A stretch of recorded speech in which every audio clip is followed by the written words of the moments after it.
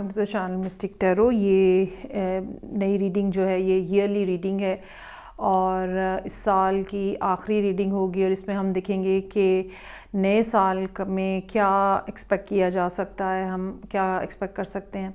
ये particular reading जो है ये टॉरस, सन, मून और असेंडेंट लोगों के लिए है। रीडिंग स्टार्ट करने से पहले मैं आप सब लोगों का बहुत शुक्रिया अदा करना चाहूँगी।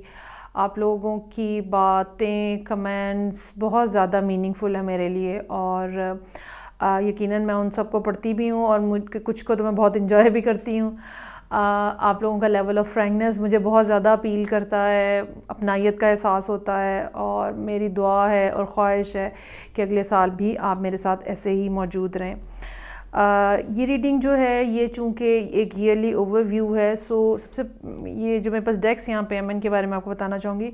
ये तो मेरे पास ऑरेकल डेक है, इससे हम एक बिगर पिक्चर ड्रॉ करने की कोशिश करेंगे कि ओवरऑल इस साल में 2022 में क्या बातें हैं या क्या चीज़ें हैं जो कि महल नज़र आपके रहनी चाहिए। उसके बाद ये दोनों डेक्स जो हैं ये राइडर वेट टैरो डेक हैं, सिर्फ उनकी प्रिंट्स का फ़र्क है और कोई फ़र्क नहीं है।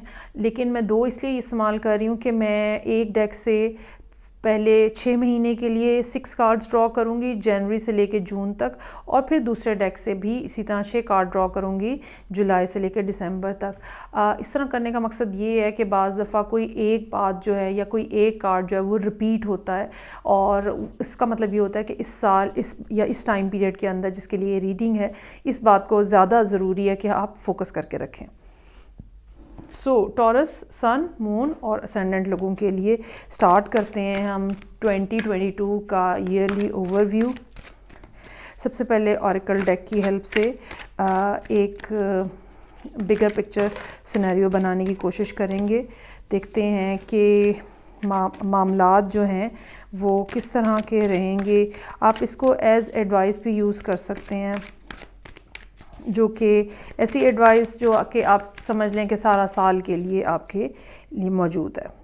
So this is for Taurus, sun, moon and ascendant please. अच्छा जी, सबसे पहला कार्ड है create, you are already doing this, give it to God, share your gifts. अच्छा जी, यकीनन इस टाइम पीरियड के अंदर जो कि ऑलरेडी चल रहा है, जो कि आप ये समझ लें कि 2021 का जो टाइम पीरियड है उसके अंदर लाजमी तौर पे ऐसी सूरत हाल है जहाँ पे टॉरस लोग ऑलरेडी कुछ ना कुछ बना रहे हैं, क्रिएट कर रहे हैं, यूनिवर्स के साथ मिलके क्रिएट कर रहे हैं। आपकी अपनी कुछ ना कुछ विशेज़ हैं, कुछ ना कुछ ख्वाहिशात हैं, कुछ ना कुछ डिज़ायर्स हैं। इसका ये भी मतलब है कि आपने अपनी ज़िंदगी में कुछ बड़े फ़ैसले लिए हैं और अब उन बड़े फ़ैसलों के बाद पहले क्या होता है कि जैसे हम एक बड़ा पीस लेते हैं और उसके बाद फिर हम उसकी कटिंग करते हैं, जैसे इस कार्ड के अंदर भी है, और उसकी डिटेल्स जो हैं वो डिसाइड करते हैं। So there is sort of decision जो कि ऑलरेडी हो चुका हुआ है और उस डिसीजन के बाद जो अब आप अपनी ज़िंदगी की नोक पलक संवार रहे हैं और उसको डिटेल दे रहे हैं और उसको डायरेक्शन दे रहे हैं और क्या चीज़ आप हासिल करना चाहते हैं उसमें से आप वो निकालने की कोशिश कर रहे हैं। You are already doing that. इसमें यकीनन मैनिफेस्टेशन जो है वो सारा साल बहुत इम्पॉर्टेंट रहेगी।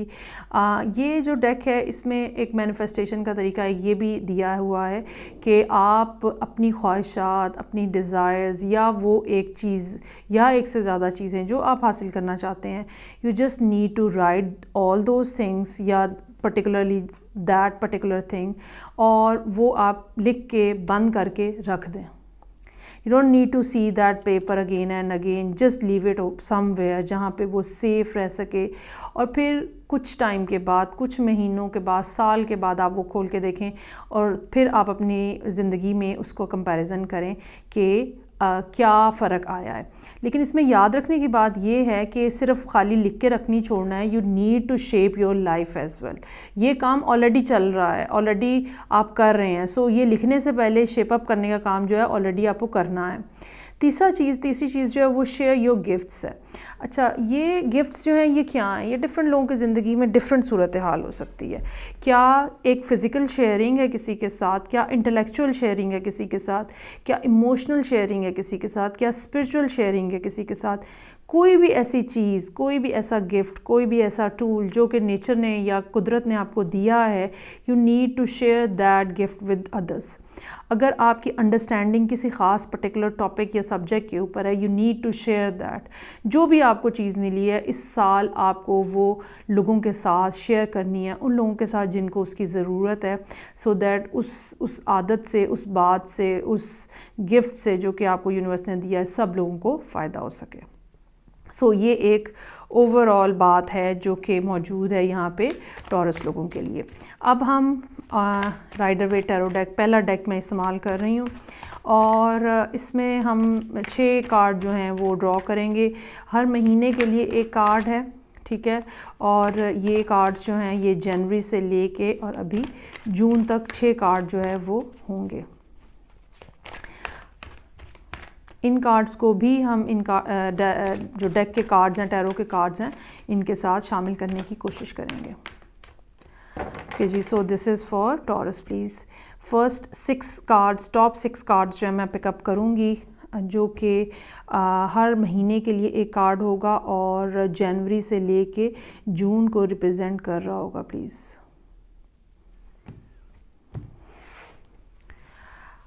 अच्छा जी, सो आई हैव ओवर है, ये देख लें कितना ज़्यादा, अगर आपको थोड़ी सी भी टैरो का इंटरेस्ट है और आपको थोड़ी सी भी समझ, आप देखिए कितना ज़्यादा रिजेंबल कर रहा है।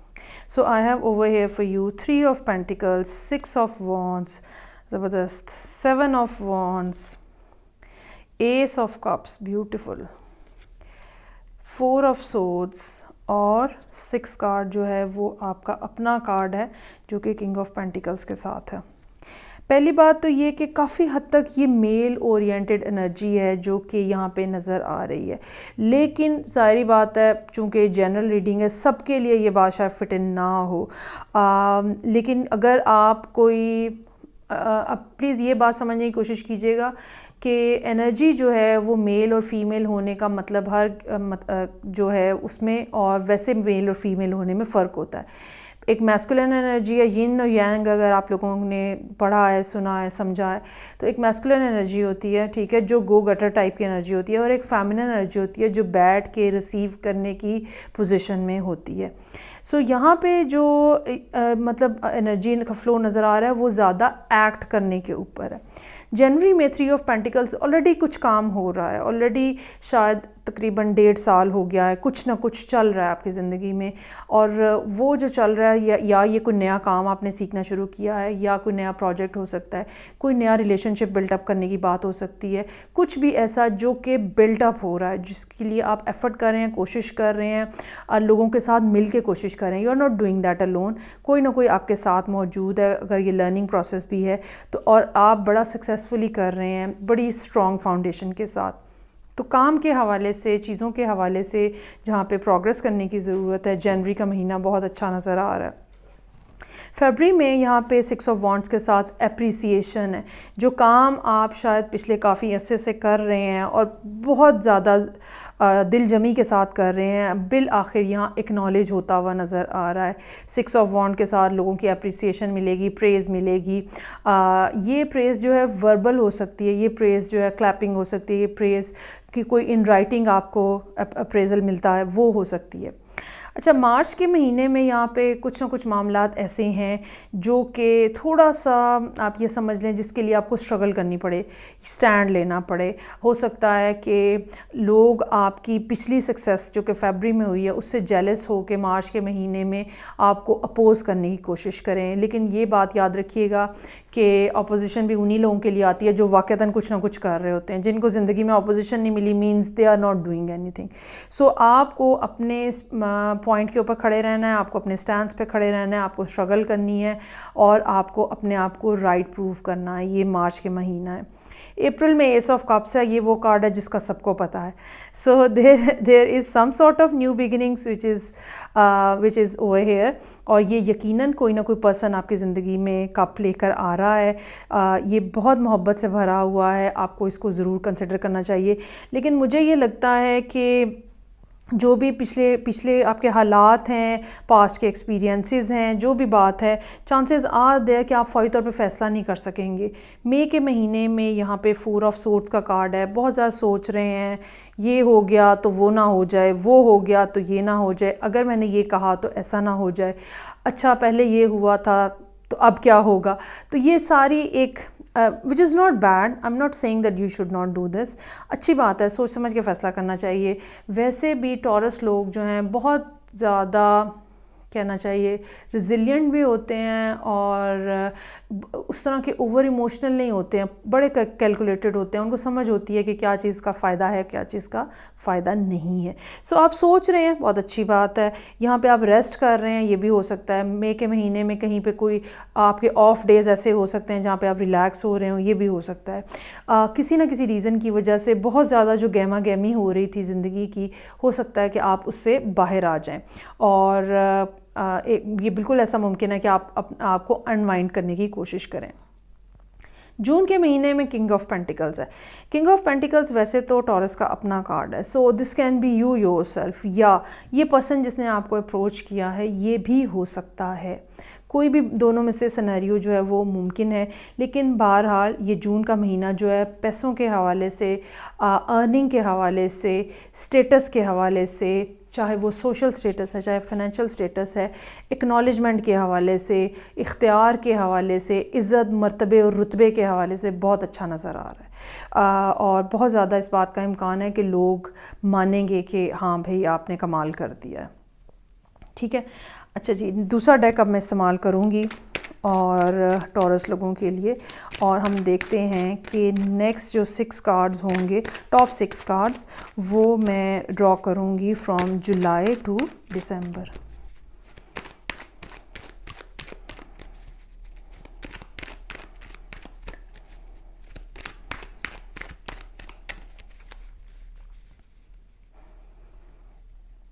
टॉप 6 कार्ड्स चूज़ करूँगी मैं, और ये है टॉरस, सन, मून और असेंडेंट लोगों के लिए please. So I have over here. अच्छा, अब आप देखें, ये वो बात थी जो मैं कह रही थी कि कार्ड्स हो सकता है कि रिपीट हों। सो यहाँ पे ऑलरेडी 4 ऑफ सोर्ड्स है, ये मई के लिए है, लेकिन यहाँ पे जुलाई के लिए फिर 4 ऑफ सोर्ड्स का कार्ड मौजूद है, 2 of swords, 9 of pentacles, 3 of cups, 6 of cups और 10 ऑफ सोर्ड्स। मुझे ये लगता है कि आप इस पोजीशन में शायद नहीं हैं कि आप ये एस ऑफ कप्स जो है इसको ग्रैब कर सकें। ग्रैब करना इस सेंस में है कि बिल्कुल इस बात का इम्कान बनता हुआ नज़र आ रहा है कि आपको कोई ना कोई बात ट्रिगर करे, कोई ना कोई चीज़ ट्रिगर करे, जिसके बाद आपको ये लगे कि नहीं मुझे अभी और सोचना है। और ये टाइम पीरियड जो है ये जुलाई का हो सकता है, क्योंकि ये टाइम पीरियड ऐसा भी हो सकता है जहाँ पे किसी न किसी रीज़न की वजह से आपको आप ये कह लें कि आपको मजबूरन जो है वो रेस्ट करना पड़ रहा है। बीमारी के लिहाज से भी कोई ना कोई प्रॉब्लम भी हो सकती है, और ये भी हो सकता है कि कोई एंग्जाइटी या इस किस्म की कोई सूरत हाल हो जो कि, या डॉक्टर आपको बेड रेस्ट वगैरह जो है वो सजेस्ट करें। ये 2 महीने, पहली बात तो ये कि आपको अपने हेल्थ के पॉइंट ऑफ व्यू से केयरफुल रहना है मई में और जुलाई में। दूसरी बात, मुझे ये लगता है कि एस ऑफ कप्स वाला जो पर्सन है ये शायद बहुत देर स्टे नहीं करेगा और ये निकल जाएगा सूरत हाल के अंदर से। लेकिन साथ में यहाँ पे चूँकि 2 ऑफ सोर्ड्स का कार्ड है, ये बता रहा है कि कोई ना कोई बात ऐसी है, कोई ना कोई चीज़ ऐसी है जिसने आपको टर्न ऑफ कर दिया है, जिसके बाद आपने कहा कि ओके यार मुझे बात ही नहीं करनी है आपसे, आप जाइए, तशरीफ़ ले जाइए, और you are very comfortable in your own skin. ठीक है, 9 ऑफ पेंटिकल्स के साथ यहाँ पे कार्ड मौजूद है सितंबर के लिए, और आप अपनी अर्निंग्स को, अपनी अचीवमेंट्स को एंजॉय करते हुए नज़र आ रहे हैं, और आपको पता है कि आपने अपने आप को जब जितनी मेहनत से इस पोजीशन में लेकर आया है तो आप अपने आप को सेक्रीफाइस नहीं कर सकते, किसी भी बेकार चीज़ के पीछे या किसी भी फजूल इंसान के पीछे आप अपने आप को सेक्रीफाइस नहीं कर सकते। ये वो बात है जो कि यहाँ नज़र आ रही है, और इसका नतीजा जो है वो 3 ऑफ कप्स के साथ है कि आप दोबारा अपने दोस्तों के साथ मिंगल कर रहे हैं, दोबारा अपने लोगों के साथ मिल रहे हैं, अपने उन लोगों के साथ जिनके साथ आपकी रेपो बनी हुई है। कोई नया नहीं है, ठीक है। ये शादियां हो सकती हैं, बर्थडेज हो सकते हैं, इवेंट्स हो सकते हैं। ऑलरेडी चूंकि आपकी फ़ाइनेंशियल स्टेटस जो है या फाइनेंशियल पोजीशन जो है वो बड़ी स्टेबल नज़र आ रही है, so now is the time कि मैं इंजॉय करूं। ये वो फीलिंग है जो कि यहाँ मौजूद है। अलबत्ता 6 ऑफ कप्स यहाँ पे जो है नवंबर के लिए, ये एक ऐसी बात हो सकती है जहाँ पे आप ये समझ लें कि इंसान जो है वो कुछ ना कुछ माजी के हवाले से याद कर रहा है, या माजी में से कोई शख्स आपकी ज़िंदगी में वापस आ रहा है जो कि फिर बिल आखिर इस पेनफुल सिचुएशन का एंडिंग का पॉइंट बनेगा। ये पर्सन जो है ये कोई ब्रांड न्यू पर्सन नहीं है, ये पर्सन जो है ये टोटली नया नहीं है। ये इसको आप ऑलरेडी जानते हैं, कोई दोस्ती, कोई आपके आपस में कमिटमेंट तो नहीं, लेकिन ये कि कोई ना कोई दोस्ती या नो हाउ जो है वो है। और ये पर्सन जब दोबारा आपकी ज़िंदगी में आ रहा है तो एक बहुत ज़्यादा बुरा कह लें, तल्ख कह दें, पेनफुल कह लें, डिसअपॉइंटिंग किस्म का जो फ़ेज़ है आपकी ज़िंदगी से वो बिलाखिर ख़त्म होता हुआ नज़र आ रहा है। सो 2022 का साल जो है वो ऐसा है जहाँ पे आपको काम करना है, और ये काम जो करना है आपको ये कंसिस्टेंटली करना है, इसमें हटना नहीं है, इसमें थकना नहीं है। अगर आपकी ज़िंदगी में कोई ऐसी बात आएगी जो कि कोई ऐसी ख्वाहिश आएगी, you just need to write to the God. आप वो अपने जो भी अब आपका फेथ है, ठीक है, जिस भी रिलीजियस उसमें आप शामिल हैं, तो आप उसके हिसाब से अपने लिए दुआ मांगे, प्रे करें।